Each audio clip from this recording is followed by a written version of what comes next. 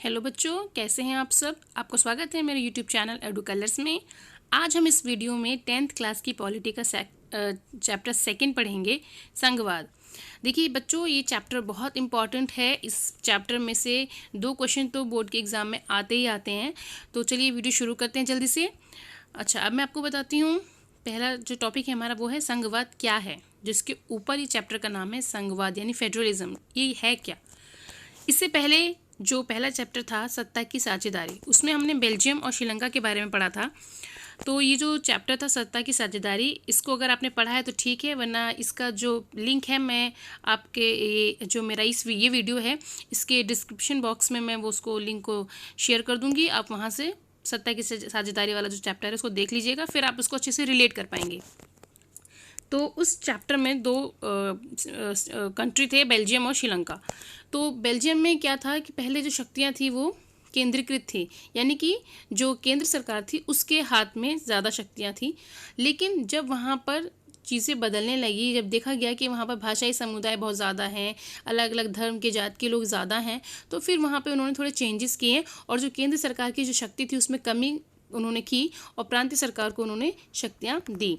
तो 1993 में वहाँ पर जो प्रांतीय सरकार थी उनको कुछ और संवैधानिक अधिकार भी दिए गए, कुछ और ताकतें दी गई वहाँ पर प्रांतीय सरकारों को। प्रांतीय यहाँ पर कहने का मतलब है राज्य सरकार। अब जो प्रांतीय सरकार है वो केंद्र सरकार पर निर्भर नहीं थी। इस प्रकार बेल्जियम में जो एकात्मक शासन था, अब आप कहेंगे एकात्मक शासन क्या है, तो यहाँ एकात्मक शासन का मतलब है ऐसी केंद्र सरकार जो भी शक्ति हैं वो अपने पास रखती है और अपने अनुसार देश को चलाती हैं। और संघात्मक शासन पद्धति वो होती है जिसमें केंद्र सरकार और राज्य सरकार मिलकर शासन चलाती हैं और अपने अपने क्षेत्राधिकार को देखती हैं।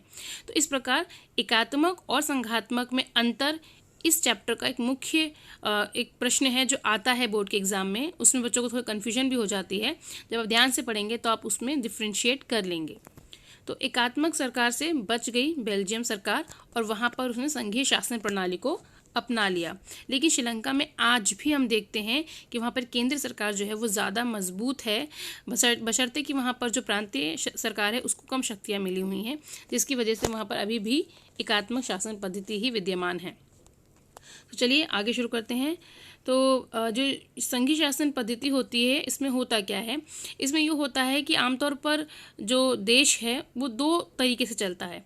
एक में होती है केंद्र सरकार जो पूरे देश को देखती है और जो भी उसके राष्ट्रीय महत्व के मुद्दे होते हैं उसको सॉल्व करती है, और राज्य या प्रांत स्तर की जो सरकारें होती हैं वो अपने दैनिक काम, अपने क्षेत्राधिकार में जो उनके दैनिक काम होते हैं उनको देखती है। तो इस प्रकार एकात्मक शासन व्यवस्था के बिल्कुल ठीक उलट है संघीय शासन व्यवस्था, जिसमें कि संघीय शासन व्यवस्था में दोनों मिलजुल कर काम करते हैं और एकात्मक शासन व्यवस्था में सिर्फ केंद्रीय सरकार जो है वो ज़्यादा पावरफुल होती है। आप देखेंगे विश्व में ये जो आप देख रहे हैं जो रेड कलर से हाईलाइटेड है जो देश, उन देशों में संघीय शासन पद्धति विद्यमान है। जैसे कि ये रूस है, आप देखेंगे ये रूस है, ये भारत है, पाकिस्तान है, ऑस्ट्रेलिया है, इधर ये साउथ अफ्रीका है, इधर बेल्जियम है, स्विट्ज़रलैंड है, स्पेन है, कनाडा है, यूएसए है, ब्राज़ील है, अर्जेंटीना। ये जो मुख्य देश हैं जो बड़े हैं क्षेत्रफल के आधार पर, या जहाँ पर आबादी ज़्यादा है या फिर जहाँ पर क्षेत्रीय विविधता ज़्यादा है, तो इन देशों में संघवाद यानी जो संघीय शासन पद्धति है वही जो है वो अच्छे से चला सकती है पूरे देश को। तो आप देखेंगे तो ये 2002 का एक मैप दिखाया गया है और ये डाटा कलेक्ट किया गया था कि 2002 में विश्व में 40 जो देश हैं सिर्फ वहीं पर संघीय शासन व्यवस्था है। बाकी जितने भी बचे देश हैं 193 में से सिर्फ 40 देशों में संघीय शासन पद्धति है, बाकी देशों में एकात्मक शासन पद्धति है। उसके बावजूद भी संघीय शासन पद्धति के ही रूप को एक्सेप्टेबल माना गया है। एक सुचारू रूप से देश को चलाने के लिए संघीय शासन व्यवस्था को ही एक कह सकते हैं कि ठीक प्रकार से देश को चलाने के लिए इसी पद्धति को स्वीकार किया गया है। अब हम आते हैं संघीय शासन व्यवस्था की कुछ जो महत्वपूर्ण बातें हैं, विशेषताएं हैं कि कैसे हमें पता चलता है कि कोई देश संघीय शासन व्यवस्था वहाँ पर है। तो पहला पॉइंट है यहाँ पर 2 स्तर की सरकारें होती हैं, और यहाँ पर दूसरा पॉइंट है कि यहाँ पर एक ही नागरिक जो है वो दो तरह के कानून, जैसे राज्य का कानून अलग, केंद्र का कानून अलग, राज्य का कर वसूलने का तरीका अलग, केंद्र का अलग। तो यहाँ पर हम दो तरीके से अपने अधिकार क्षेत्र में रह रहे होते हैं। और तीसरा जो पॉइंट है यहाँ पर आ जाता है कि विभिन्न स्तरों की सरकारों के अधिकतर क्षेत्र संविधान में स्पष्ट रूप से वर्णित होते हैं, इसलिए संविधान सरकार के हर स्तर के अस्तित्व और प्राधिकार की गारंटी और सुरक्षा देता है। फोर्थ पॉइंट है, संविधान के मौलिक प्रावधानों को किसी एक स्तर की सरकार अकेले नहीं बदल सकती। यानी कि संविधान में जो जो बातें कही गई हैं उनको सिर्फ राज्य या फिर केंद्र अपने अपने लेवल पे नहीं बदल सकते। दोनों का म्यूचुअल अंडरस्टैंडिंग होनी चाहिए, दोनों को हर तरीके से दोनों को मिलजुल कर काम करना चाहिए और दोनों ही उस संविधान के मौलिक प्रावधानों को चेंज कर सकते हैं, कोई अकेला नहीं कर सकता। पांचवा पॉइंट है, अदालतों को संविधान और विभिन्न स्तर के सरकारों के अधिकारों की व्याख्या करने का अधिकार है। यानी कि अगर केंद्र और राज्य स्तर पे अगर कोई किसी बात का विवाद हो जाता है तो उसके लिए हाई कोर्ट या वैसे तो सुप्रीम कोर्ट जो है वो इन चीज़ों का निपटारा करता है, उनके बीच के विवादों का। अगला पॉइंट है, वित्तीय स्वायत्तता निश्चित करने के लिए विभिन्न स्तर की सरकारों के अलग अलग राजस्व अधिकार हैं। यानी कि राज्य अलग तरीके से टैक्स वसूल कर सकता है और केंद्र जो है वो अपने तरीके से जो है टैक्स वसूल कर सकता है। दोनों के अधिकार जो हैं स्रोत भी अलग अलग हैं। इस प्रकार संघीय शासन व्यवस्था के दोहरे उद्देश्य हैं, देश की एकता की सुरक्षा करना, उसे बढ़ावा देना तथा इसके साथ ही क्षेत्रीय विविधताओं यानी कि जो रीजनल डाइवर्सिटी है उसको भी पूरा पूरा सम्मान देना संघीय शासन व्यवस्था की विशेषता कहलाता है। तो देखिए ये यहाँ पे इसकी विशेषताएं हो गई हैं। अब हम बात करेंगे कि संघीय शासन पद्धति के तरीके कौन कौन से होते हैं। जैसे पहला तरीका अगर आप देखेंगे तो उसमें क्या होता है, तो संघवाद के पहले तरीके में ये होता है कि जैसे मान लीजिए दो स्वतंत्र राष्ट्र हैं, उन्होंने अपनी संप्रभुता को एक साथ कर लिया और अपनी अलग अलग पहचान भी बनाई, अपनी सुरक्षा खुशहाली की बात की और एक साथ आगे बढ़ने का फैसला लिया। जैसे कि इसके उदाहरण हैं संयुक्त राज्य अमेरिका, स्विट्ज़रलैंड और ऑस्ट्रेलिया। और संघवाद का जो दूसरा तरीका क्या होता है कि इसमें देश जो है अपने आंतरिक विविधता को ध्यान में रखते हुए राज्यों का गठन करता है और फिर राज्य और राष्ट्र के बीच में सत्ता का बंटवारा कर देता है। यानी कि कुछ शक्तियां राष्ट्र के पास होंगी, केंद्र के पास होंगी और कुछ शक्तियां जो हैं वो राज्य के पास होंगी। इसके जो एग्जाम्पल हैं वो है भारत, बेल्जियम और स्पेन।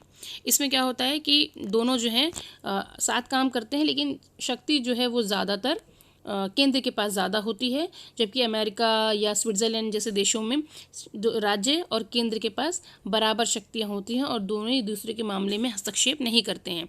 लेकिन भारत में ऐसा नहीं है। भारत में केंद्र जो है वो राज्यों के मामलों में अगर उसको लगता है कि हस्तक्षेप कर सकता है, कुछ ऐसी मुद्दे होते हैं, तो केंद्र के पास भारत में थोड़ी ज़्यादा शक्तियाँ हैं। अब हम आते हैं भारत जैसे विशाल देश में संघीय शासन व्यवस्था मतलब का रूप क्या है। जैसे भारत बहुत विशाल देश है, हम सब जानते हैं। यहाँ पे अलग अलग भाषा, धर्म हैं, अलग अलग क्षेत्र के लोग हैं जो अपने अपने क्षेत्रों में अलग अलग मातृभाषा बोलते हैं। तो इतने बड़े देश में क्या तरीका होना चाहिए था कि किस तरीके से हम इसको यूनिटी में बांध सके। देखिए जब 1947 में भारत आज़ाद हुआ तो उस समय बहुत सारे तकरीबन 500 से ऊपर रजवाड़े और ऐसे छोटे छोटे सियासतें थीं जो एक सूत्र में नहीं बंधी थी। तो उनको पहले एकता के सूत्र में बांधा गया। उसके बाद अलग अलग राज्य, अलग अलग जगहों पर अलग अलग भाषा बोलने वाले समूह के लोग रहते थे। जो हमारा आर्टिकल 1 है, यानी कि जो हमारा संविधान जैसे शुरू होता है, आर्टिकल 1 में ये कहा गया है कि भारत जो है वो राज्यों का संघ है, भारत राज्यों का संघ है। लेकिन उसके बावजूद भी जो हमारी संघीय शासन व्यवस्था है उसका कौन सा रूप है जो हमने अपनाया हुआ है। तो यहाँ पर हम देखेंगे कि भारत में 2 स्तर की सरकारें हैं, जैसे कि केंद्र स्तर की और राज्य स्तर की। लेकिन यहाँ पर एक तीसरा स्तर जो है वो भारत में एक और स्तर विद्यमान किया गया है, वो है पंचायत और नगर पालिकाओं को, जिनको हम एक तीसरा स्तर भी जोड़ सकते हैं या इनको हम स्थानीय स्तर की सरकार भी बोल सकते हैं। तो इस तरीके से 3 स्तर की सरकारें भारत में मौजूद हैं। अब हम बात करते हैं कि कौन से स्तर के पास मतलब संघ सूची में और राज्य सूची में कौन कौन से विषय शामिल हैं, यानी कि वो कौन से विषय हैं जिसमें केंद्र सरकार कानून बना सकती है और वो कौन से विषय हैं जिसमें राज्य सरकार कानून बना सकती है। तो संघ सूची में जो पहला आता है जैसे वो रक्षा, विदेशी मामले हैं, बैंकिंग है, संचार कम्युनिकेशन है और मुद्रा है या फिर रेलवे से जुड़े मुद्दे हैं। तो ये सब जो मुद्दे हैं ये संघ सूची यानी केंद्र सरकार इस पे कानून बनाती है। अब राज्य सूची पे आते हैं। तो राज्य सूची जो है वो किन किन मुद्दों पे कानून बना सकती है? वो पुलिस, ट्रेड और कमर्शियल चीज़ें हैं, कृषि है, सिंचाई हैं, इन सब चीज़ों पे वो कानून बना सकते हैं। अब कुछ ऐसे विषय हैं जिन पे दोनों एक दूसरे के साथ मिलकर कानून बनाते हैं, और वो है जैसे शिक्षा, वन, मजदूर संघ, विवाह, गोद लेना या उत्तराधिकार जैसे विषय जो हैं, इन पे केंद्र और राज्य आपस में समझौता, मतलब एक तरीके से साझेदारी करके जो है सरकार कानून बनाते हैं। अब यह बात उठती है कि अगर मान लीजिए दोनों में से अगर मुद्दे अलग हैं, दोनों के मत अलग हैं, उसके बावजूद फिर किसकी मानी जाएगी, केंद्र की या राज्य की? जब जहाँ पर ऐसी स्थिति उत्पन्न हो जाए कि दोनों में किसी चीज़ को लेकर कॉन्फ्लिक्ट या विवाद उत्पन्न हो जाए, तो ऐसे में केंद्र सरकार द्वारा जो कानून बनाया गया है उसको मान्यता दी जाती है। अच्छा, एक चौथा क्षेत्र भी आ जाता है, जैसे कि मान लीजिए कंप्यूटर है या सॉफ्टवेयर जैसे विषय हैं जो किसी के अधिकार क्षेत्र में नहीं है, तो इसको भी कानून बनाने का जो अधिकार है वो केंद्र सरकार के अधिकार क्षेत्र में ही आता है। अब हम बात करते हैं भारत संघ के जो सभी राज्य हैं, क्या उनको बराबरी का दर्जा मिला हुआ है? अगर हम अलग कॉन्टेक्स्ट में कहें तो जो भारत के कुछ राज्य ऐसे हैं जिनको विशेष दर्जा प्राप्त है, जैसे कि असम, नागालैंड, अरुणाचल प्रदेश, मिज़ोरम, आर्टिकल 371 के तहत। हालांकि इनको ऐसा दर्जा इसलिए प्राप्त है क्योंकि जो उनकी संस्कृति है या जो वहाँ के जो नेटिव लोग रहते हैं तो उनमें थोड़ी सी भिन्नता है और वो विशेष शक्तियाँ रखते हैं। तो इस वजह से उनके ये जो प्रारूप है, इसकी वजह से इन राज्यों को विशेष राज्य का जो दर्जा है वो दिया गया है। अब भारत में कुछ ऐसे राज्य हैं जो विशेष आकृति रखते हैं, जैसे चंडीगढ़ है, दिल्ली है, लक्षद्वीप है। इनको हम किसी राज्य में मिला भी नहीं सकते और इसको हम ऐसे स्वतंत्र प्रांत भी नहीं बना सकते। तो इनको जो है फिर हम यूनियन टेरिटरी कहते हैं, यानी कि केंद्र शासित प्रदेश कहते हैं। और ये केंद्र शासित प्रदेश जो है वो डायरेक्ट कंट्रोल किसका होता है? केंद्र का होता है, और वही इनको अच्छे से चलाते हैं। यदि केंद्र और राज्य सरकारों के बीच सत्ता का अगर बंटवारा होता है तो ये संविधान में लिखा हुआ है कि किसके पास कितनी शक्तियां हैं। लेकिन अगर इन जो भी इनके अधिकारों में बंटवारा जो हुआ है, अगर उसमें कुछ चेंज करना है, कुछ चेंजेस लाने हैं, तो वो ना केंद्र सरकार अकेले कर सकती है ना राज्य सरकार अकेले कर सकती है। तो उसके लिए संसद जो है वो इसमें बदलाव करेगी, और वो भी 2/3 बहुमत से बदलाव किया जाएगा संसद में। उसको जब वहाँ से मंजूरी मिल जाएगी तो फिर कम से कम आधे राज्यों की जो विधानसभाएं हैं वो उसे मंजूरी देंगी। उसके बाद कहीं जाके इनकी जो भी सत्ता का जो बंटवारा है उसमें फिर फेरबदल होगा। और इसमें सबसे बड़ी भूमिका जो है वो न्यायपालिका निभाती है, और शक्तियों के बंटवारे के संबंध में अगर कोई भी विवाद हो जाए तो वो उच्च न्यायालय और सर्वोच्च न्यायालय उसका निपटारा कर। अब हम आते हैं कि संघीय व्यवस्था चलती कैसे है। अगर आप भारत में देखेंगे, जब आज़ादी हुई 1947 में, तो देखिएगा आप यहाँ ध्यान से देखिए, यहाँ पर यूपी में लिखा हुआ है संयुक्त प्रांत, ठीक है, ये देखिए। और यहाँ पे महाराष्ट्र में की जगह बड़ा बड़ा बम्बई लिखा हुआ है, आप यहाँ देखेंगे। यहाँ पे हैदराबाद नहीं लिखा है, यहाँ पे यहाँ पे आंध्र प्रदेश ना लिख के ना तेलंगाना भी नहीं लिखा, यहाँ पे हैदराबाद लिखा हुआ है। उसी तरीके से आप नीचे यहाँ पे आएंगे तो कर्नाटक वाले जो क्षेत्र है वहाँ पे मैसूर लिखा हुआ है, मद्रास लिखा हुआ है, आप देखेंगे। तो ये जो चेंजेस थे ये बाद में हुए, ये पहले जब भारत आज़ाद हो रहा था तब ये इस तरीके से ये पूरे एरिया को इन नामों से जाना जाता था। तो फिर यहाँ पर इतनी बड़ी आबादी, इतने अलग अलग भाषा बोलने वाले लोग, तो इन सब को एक मिला जुला के यूनिटी के साथ एक स्टैंड करना कि हाँ भाई इनको खड़ा रखना है, भारत को कई सालों तक ऐसे ही चलाना है। तो ऐसी बड़ी कठिनाइयाँ जो हैं वो उत्पन्न हुई। तो हम अब देखते हैं किस तरीके से भारत में संघीय शासन व्यवस्था को सफल बनाया गया। अब जैसे भारत को भाषा के आधार पर बांटा गया था कि भाषा के आधार पर जो है वो क्षेत्र को बांटा जाए। जैसे मान लीजिए एक भाषा बोलने वाले लोग यहाँ रहते हैं और एक भाषा बोलने वाले लोग यहाँ रहते हैं, तो इनको अलग अलग 2 राज्य बना दिए। या फिर सेम भाषा बोलने वाले लोग यहाँ रहते हैं और यही सेम भाषा बोलने वाले लोग यहाँ रहते हैं जो एक ही भाषा बोलते हैं, तो इनको मिलाकर पूरा एक राज्य बना दिया गया। तो इस तरीके से जो है स्ट्रैटेजी अपनाई गई कि भाषा के आधार पर जो भारत में राज्य हैं वो उनका गठन किया जाए। उसके बाद सिर्फ भाषा के आधार पर भी नहीं, फिर उनके आधार पर उनकी संस्कृति, उनकी ज्योग्राफिकल कंडीशन, उनकी जो जातीय विविधता हैं, उन सब की विभिन्नता को देखते हुए फिर बाद में भारत में काफ़ी बाद में अलग राज्यों को भी निर्मित किया गया, जैसे नागालैंड, उत्तराखंड और झारखंड इनमें आते हैं। देखिए, जब भाषा के आधार पर राज्यों के गठन की बात उठी थी तो कई राष्ट्र नेताओं को डर था कि इससे देश टूट जाएगा। लेकिन जब 1953 में श्री रामुलु ने जब मद्रास से आंध्र प्रदेश को अलग करने की मांग की तो कई राष्ट्र नेता मान नहीं रहे थे, तो उन्होंने आमरण अनशन कर दिया 58 दिनों का। और 58 डेज में जब उनकी मृत्यु हो गई तब जाके आंध्र प्रदेश बना। तो 1953 में जब राष्ट्रीय पुनर्गठन आयोग बनाया गया कि अब भाषा के आधार पर राज्यों का गठन किया जाए, तो उसके बाद ये चीज़ें हुई कि ठीक है, अब आगे चल के, और क्योंकि और राज्य भी भाषा के आधार पर राज्यों की पुनर्गठन की मांग करेंगे, तो एक कमेटी बनाई गई कि आगे चल के राज्यों को इसी आधार पर जो है बनाया जाए। और 1956 में जो हमारे न्यायाधीश थे फजल अली, उनकी अध्यक्षता में एक राज्य पुनर्गठन अधिनियम बनाया गया और ये चीज़ें जो है कि राज्यों को इस आधार पर बांटा जाए, इसकी शुरुआत हुई। अब हम बात करते हैं भाषा नीति की। देखिए, भारत में अलग अलग भाषा बोलने वाले लोग हैं, हम सब जानते हैं, लेकिन ज़्यादातर जिस भाषा को सब समझते हैं, बोलते हैं, वो है हिंदी भाषा। लेकिन हिंदी भाषा भारत में 40% 42% ही लोग बोलते हैं या उसको अपनी मातृभाषा मानते हैं, सब नहीं बोलते हैं। भारत के दक्षिणी हिस्सों में हम जाएंगे तो वहाँ पर शायद ही कुछ लोग होंगे जो हिंदी को समझते भी नहीं होंगे, ना पढ़ते होंगे। तो हिंदी को हम राष्ट्रभाषा तो नहीं मान सकते, इसलिए हिंदी जो है भारत की राजभाषा है। हिंदी के अलावा अन्य 21 भाषाओं को भी हमारी जो अनुसूचित भाषा का है वो दर्जा दिया गया है, यानी टोटल 22 लैंग्वेजेस को हमारे अनुसूचित भाषाओं का दर्जा दिया गया है। और इसके बाद फिर हम देखते हैं कि सरकारी कामकाज के लिए जो भाषा जिसको तय करना था, तो फिर ये कहा गया कि कुछ टाइम तक, यानी कि 1965 तक अंग्रेज़ी को ही एक सरकारी कामकाज की भाषा रखते हैं, उसके बाद इसको चेंज कर दिया जाएगा। लेकिन ये चेंज नहीं हुआ, क्योंकि हमारे जो साउथ में जो और भी राज्य नेता थे वगैरह लोग थे, उन्होंने इस चीज़ का विरोध किया कि हिंदी को हम एक्सेप्ट नहीं कर सकते हमारी राजभाषा के रूप में और हमारी राष्ट्रभाषा के रूप में। तो अंग्रेज़ी का जो चलन है वो चलता रहे और तमिलनाडु में काफ़ी इस जो भी आंदोलन हुआ उसने काफ़ी रुग्र रूप ले लिया, जिसकी वजह से अंग्रेज़ी जो है वो आज भी भारत में सरकारी कामकाज में यूज़ होती है। हम हिंदी को किसी के ऊपर थोप नहीं सकते, इसीलिए जिन राज्यों में जिन अपनी जो मातृभाषा है उसको अपनाया गया और सरकारी कामकाज में हिंदी का प्रयोग भी होता है, लेकिन ज़्यादातर अंग्रेज़ी भाषा का प्रयोग होता ही होता है।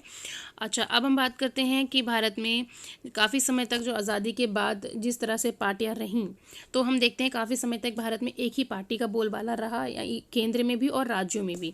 तो वो चीज़ें चलती रही काफ़ी टाइम तक। फिर धीरे धीरे करके 1990 के बाद काफ़ी क्षेत्रीय पार्टियां जो हैं वो गठन उनका हुआ और यहीं इसी टाइम से फिर गठबंधन सरकार का जो है बोलबाला शुरू हो गया, गठबंधन सरकार बनने लगी। और क्योंकि काफ़ी पार्टियां जो हैं वो आने लगी सत्ता में और लोकसभा में किसी एक पार्टी को बहुमत मिलना मुश्किल हो गया, जिसकी वजह से गठबंधन सरकार जो है वो अस्तित्व में आई।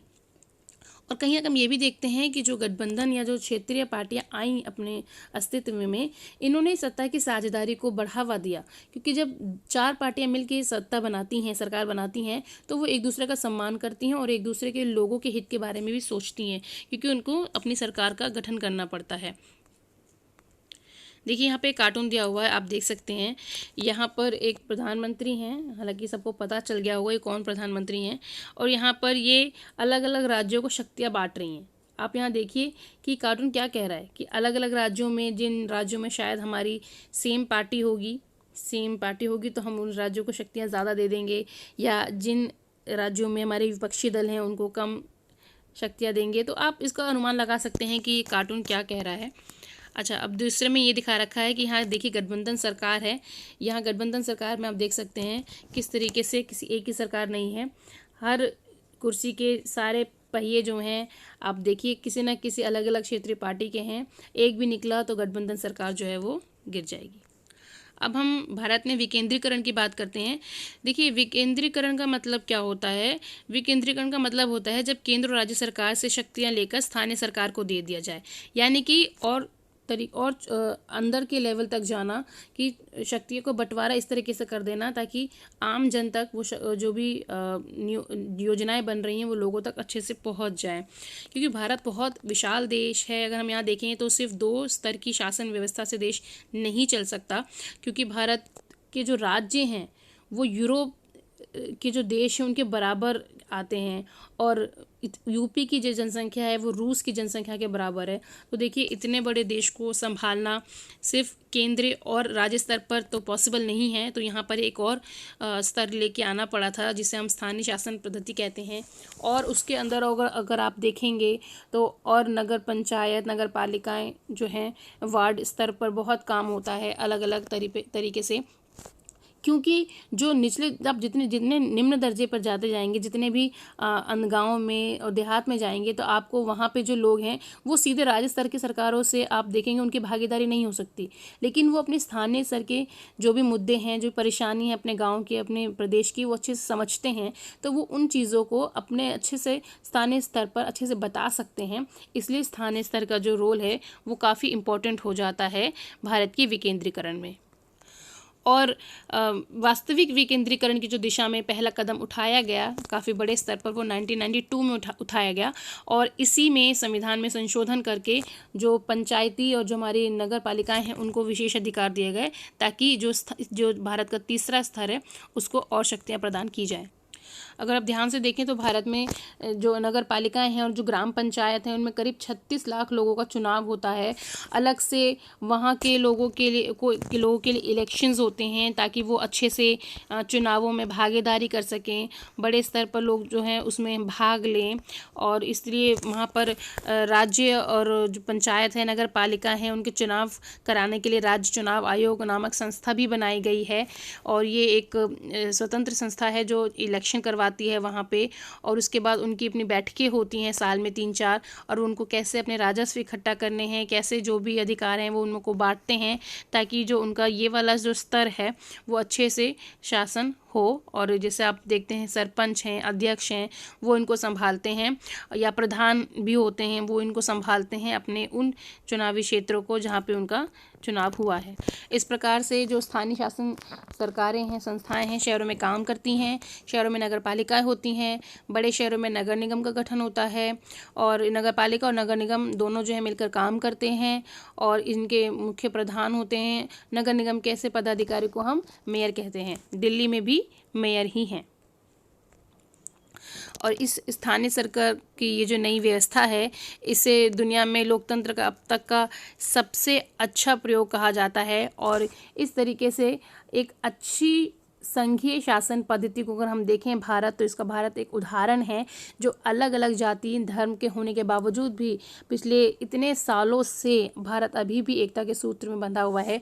और आज जब मैं ये एक वीडियो बना रही हूँ तो वो डेट देखिए आप, 15 अगस्त है, और 1947 में हमारा देश आज़ाद हुआ था, और 74 साल हो चुके हैं, और देखिए कितने अच्छे तरीके से हम यहाँ रह रहे हैं। तो ये मेरा वीडियो जो है बहुत अच्छे दिन पे मैं आज इसको रिकॉर्ड कर रही हूँ। तो अगर आपको मेरा ये वीडियो अच्छा लगता है तो प्लीज़ इसको लाइक करें, शेयर करें, और मेरे चैनल को सब्सक्राइब करें। और थैंक यू सो मच।